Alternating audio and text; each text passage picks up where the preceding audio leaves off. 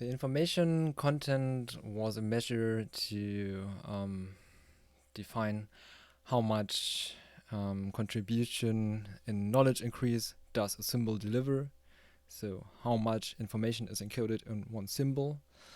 And now we have a look at the discrete information source, the discrete memory-less information source itself. And we are looking for a measure of how much information does the information source itself deliver. Yeah, so the situation now is that we have an information source which emits a series of symbols with different information content. The information content is connected to the probability of occurrence of the symbol. And now the question is, how much information does the source itself deliver? And we can reformulate this question to what is the average information content of the source. A property of the source is the source alphabet, and connected to each symbol in the source alphabet is a probability of occurrence of this symbol. And these are properties connected to the source.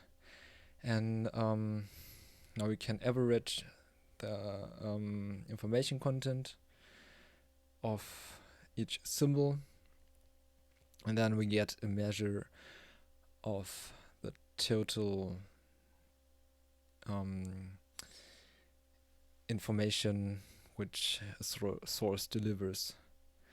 And here below you see the formula of calculating this average. So here you see the information content, the logarithm of 2 of the probability, and is multiplied by the probability.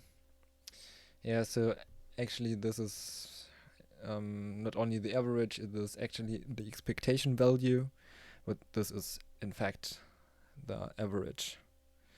And we calculate this average of all m symbols in the source alphabet. So m is the number of symbols in the source alphabet. And what we get as a result is written here with hx, and this is called the Shannon entropy.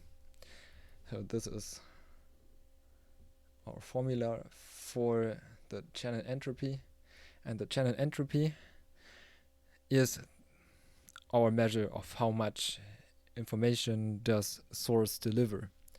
And the Shannon entropy is a property of the information source itself. Why is it called entropy? This is written in the lecture notes. Please refer to chapter 8.1.3 for more information on this. Actually, the entropy is a term from thermodynamics in physics, and a scientist called Boltzmann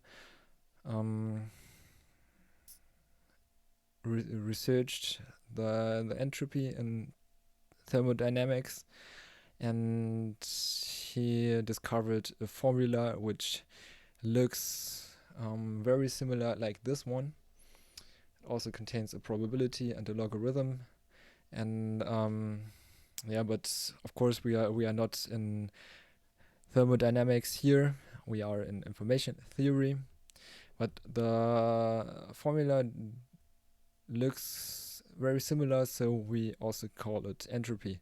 And the entropy of an information source was researched by Shannon, a very important scientist in the field of information and communication theory, and that is why it is called Shannon entropy. Yeah, let's make an example.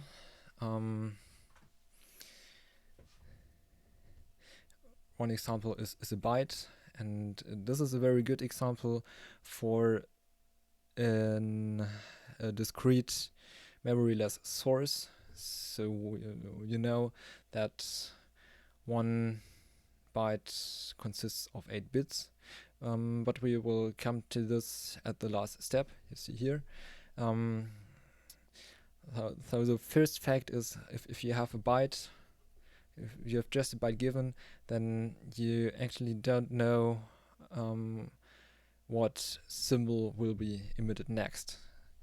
So you have 256 discrete states which are encoded in 1 byte, and each state has a uniform probability of 1 divided by 265. So you have a total surprise. And here, if you calculate the channel entropy, you get an entropy of 8-bit. And this is what we have expected. 1 byte consists of 8 bits. And another example is the English language. So we have already talked about this is actually not a memoryless source. So it has memory, because if you have an E, then there is a certain probability that an N follows, and if you have an EN, there's a certain probability that a G follows, and so on. But you can calculate the entropy too, and the scientists did calculate the entropy, and they discovered that English language can be decoded with 1.3 bits. And so now some words for clarification. So we have learned about the information content and information entropy. The information entropy is a property of the information source, and the information content is a property of a symbol. Keep that in mind, don't confuse it. And now some last words. The decision quantity. What is the decision quantity? We've seen this in the first example, the 1 byte example. The decision quantity is the maximum entropy that can be achieved. So we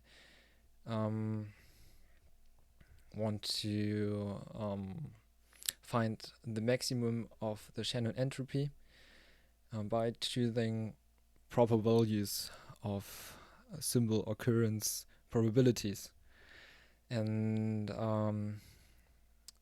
you can derive this mathematically, but we will come to the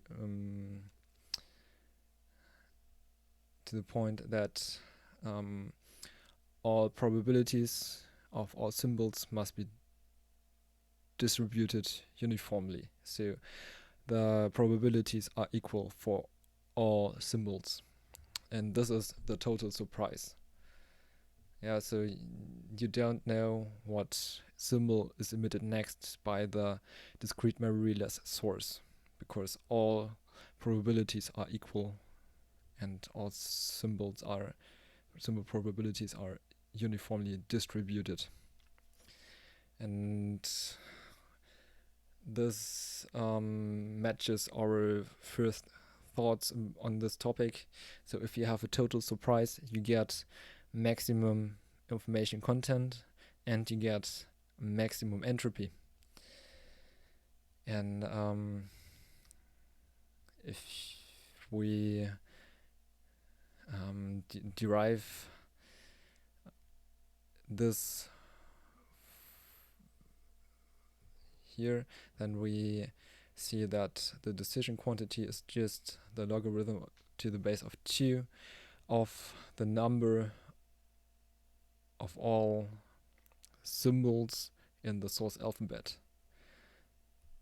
So this means in our example of 1 byte, all 256 states which can be taken by 1 byte, or you can say that a byte is defined by a source alphabet of 256 symbols. And we have used this formula a lot in the past lectures without knowing what the background actually is. And here's the background. So the question was, for example, how many bits can be encoded by 64 QAM. Remember this from chapter 5, where we have covered modulation. And the question was how many bits are encoded in these 64 states. And now we use the decision quantity. And we get